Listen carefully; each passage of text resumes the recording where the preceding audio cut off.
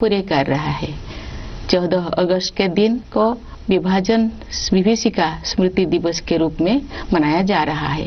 इस स्मृति दिवस को मनाने का उद्देश्य सामाजिक सद्भाव, मानव सशक्तिकरण और एकता को बढ़ावा देना है। 15 अगस्त 1947 के दिन हमने औपनिवेशिक शासन की बेड़ियों को काट दिया था। उस दिन हमने अपनी नियति को नया स्वरूप देने का निर्णय लिया था। उस शुभ दिवस की वर्षगांठ मनाते हुए हम लोग सभी स्वाधीनता सेनानियों को सादर नमन करते हैं।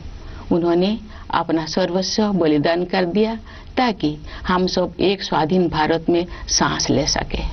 भारत की आजादी हमारे साथ साथ विश्व में लोकतंत्र के हर समर्थक के लिए उत्सव का विषय है। जब भारत स्वाधीन हुआ तो अनेक अंतर्राष्ट्रीय नेताओं और विचारकों ने हमारी लोकतांत्रिक शासन प्रणाली की सफलता के विषय में हर समर्थक के लिए उत्सव का विषय है। जब भारत स्वाधीन हुआ तो अनेक अंतर्राष्ट्रीय नेताओं और विचारकों ने हमारी लोकतांत्रिक शासन प्रणाली की सफलता के विषय में आशंका व्यक्त की थी। उनकी इस आशंका के कई कारण भी थे। उन दिनों लोकतंत्र आर्थिक रूप से उन्नत राष्ट्र तक ही सीमित था। विदेशी शासकों ने वर्षों तक भारत का शोषण किया था। इस कारण भारत के लोग गरीबी और अशिक्षा से जूझ रहे थे। लेकिन भारतवासियों ने उन लोगों की आशंकाओं को गलत साबित कर दिया। भारत की मिट्टी में लोकतंत्र की जोड़ें लगातार गहरी और मजबूत होती गई। अधिकांश लोकतांत्रिक देशों में वोट देने का अधिकार प्राप्त करने के लिए महिलाओं को लंबे समय तक संघर्ष करना पड़ा। लेकिन हमारे गणतंत्र की शुरुआत से ही भारत ने सार्वभौमिक वयस्क मताधिकार को अपनाया। इस प्रकार आधुनिक भारत के निर्माताओं ने प्रत्येक वयस्क नागरिकों को राष्ट्र निर्माण की सामूहिक प्रक्रिया में भाग लेने का अवसर प्रदान किया। भारत को यह श्रेय जाता है कि उसने विश्व समुदाय को लोकतांत्रिक की वास्तविक क्षमता से परिचित कराया।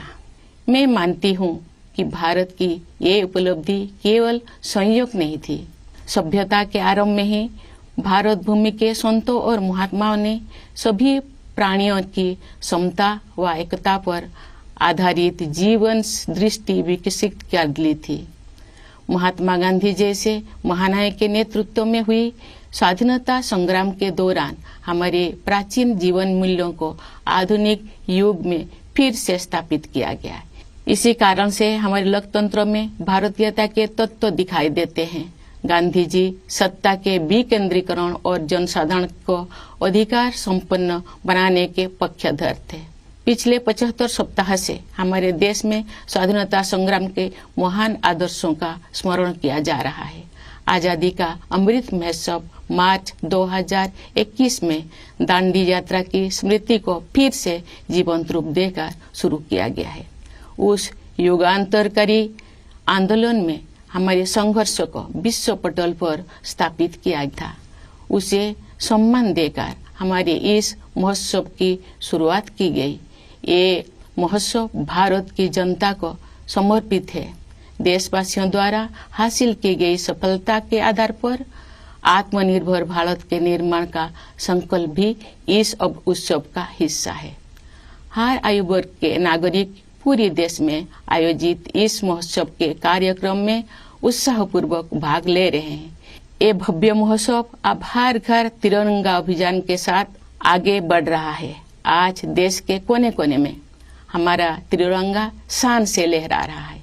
स्वाधीनता आंदोलन के आदर्शों के प्रति इतने व्यापक स्तर पर लोगों में जागरूकता को देखकर हमारे स्वाधीनता सेनानी अवश्य प्रफुल्लित हुए होते। हमारा गौरवशाली स्वाधीनता संग्राम इस विशाल भारत भूमि में बहादुरी के साथ संचालित होता रहा। अनेक महान स्वाधीनता सेनानियों ने वीरता के उदाहरण प्रस्तुत किए और राष्ट्र जागरण की मशाल अगली पीढ़ी को सौंपे।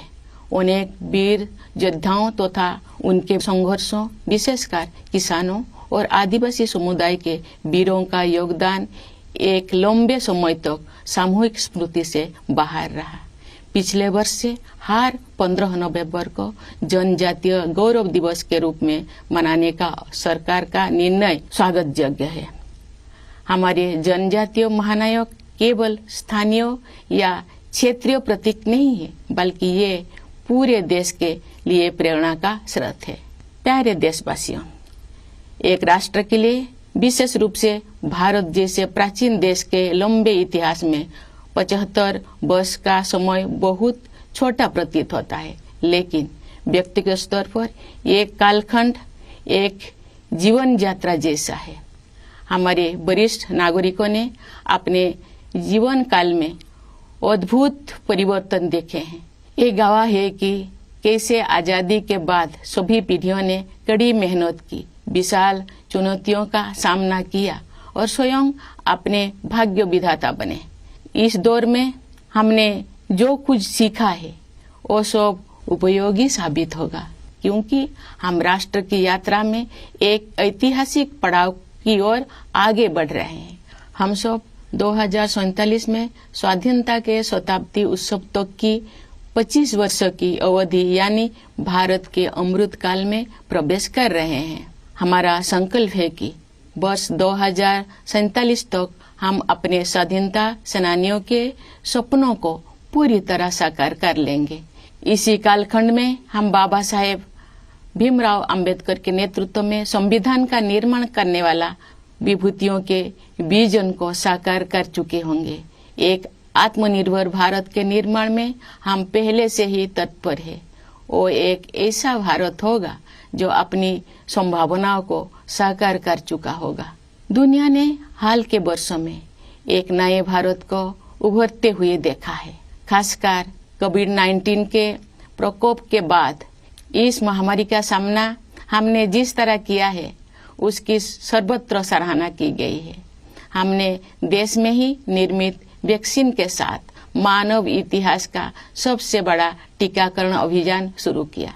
पिछले महीने हमने 200 करोड़ वैक्सीन कवरेज का आंकड़ा पार कर दिया है।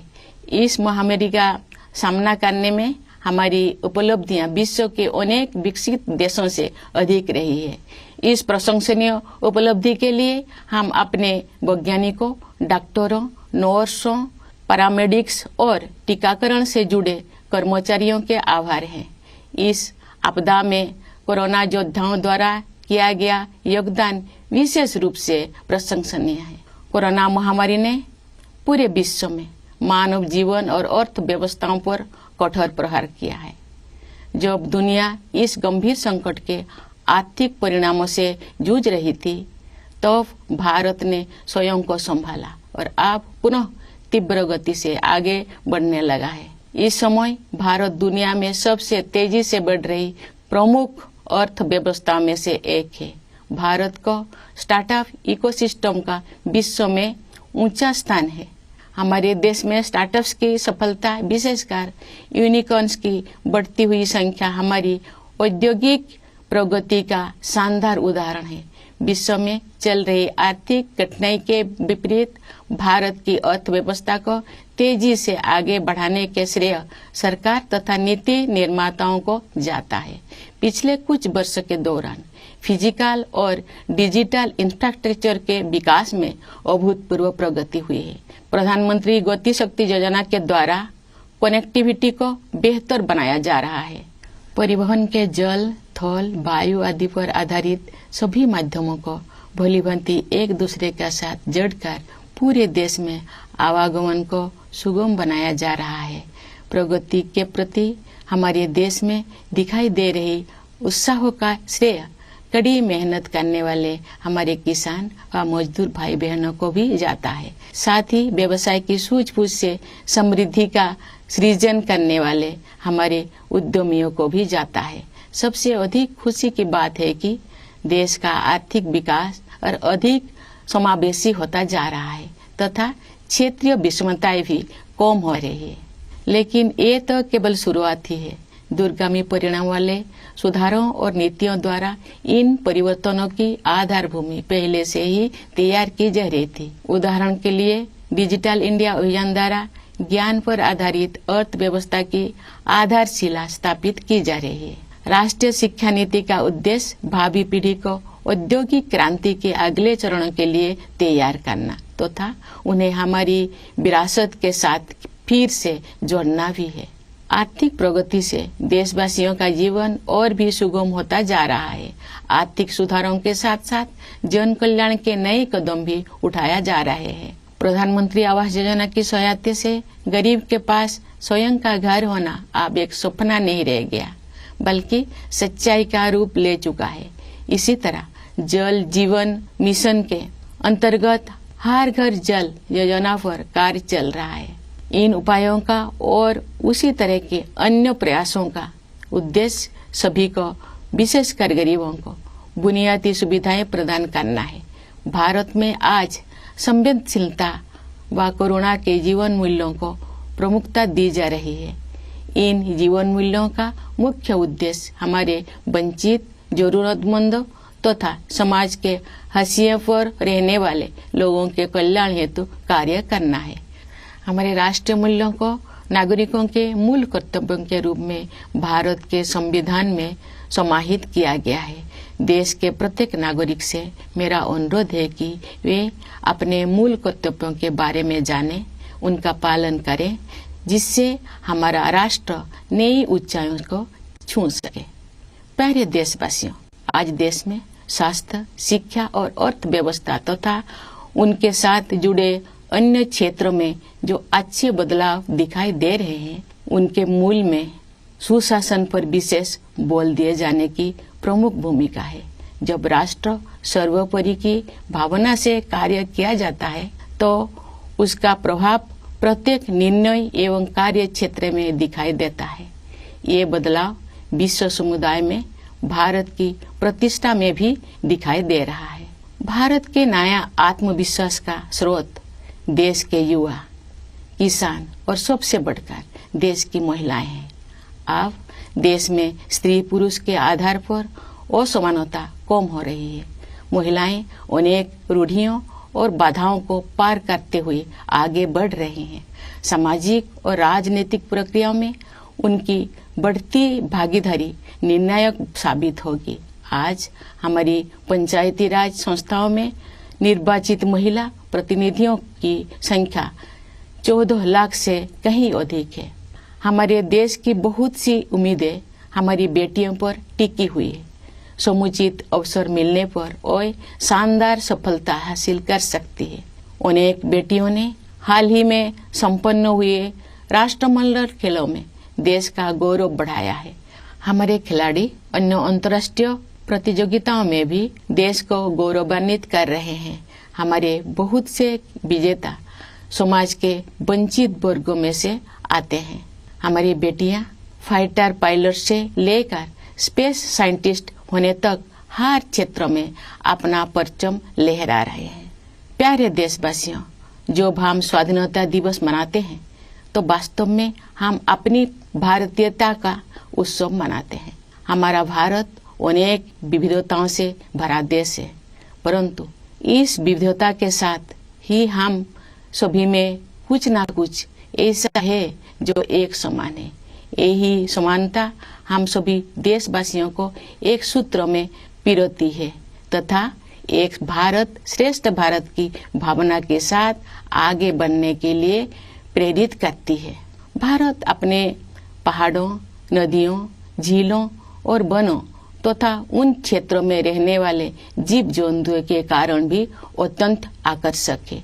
आज जब हमारे पर्यावरण के सम्मुख नई नई चुनौतियां आ रही है, तब हमें भारत की सुंदरता से जुड़ी हर चीज का दृढ़तापूर्वक संरक्षण करना चाहिए।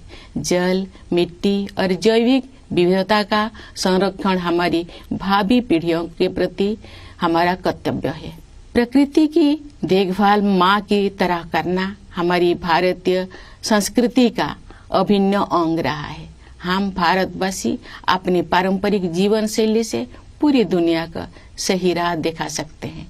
योग एवं आयुर्वेद विश्व समुदाय को भारत का अमूल्य उपहार है, जिसकी लोकप्रियता पूरी दुनिया में निरंतर बढ़ रही है। प्यारे देशवासियों, हमारे पास जो कुछ भी है वो हमारी मातृभूमि का दिया हुआ है। इसलिए हमें अपने देश की सुरक्षा, प्रगति और समृद्धि के लिए अपना सब कुछ अर्पण कर देने का संकल्प लेना चाहिए। हमारे अस्तित्व की सार्थकता एक महान भारत के निर्माण में ही दिखाई देगी।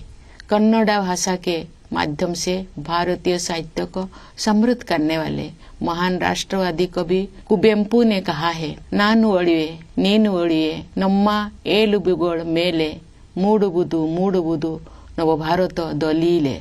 अर्थात मैं नहीं रहूंगा, नहीं रहेंगे तुम, परंतु हमारी अस्थियों पर उदित होगी नई भारत की महागाथा।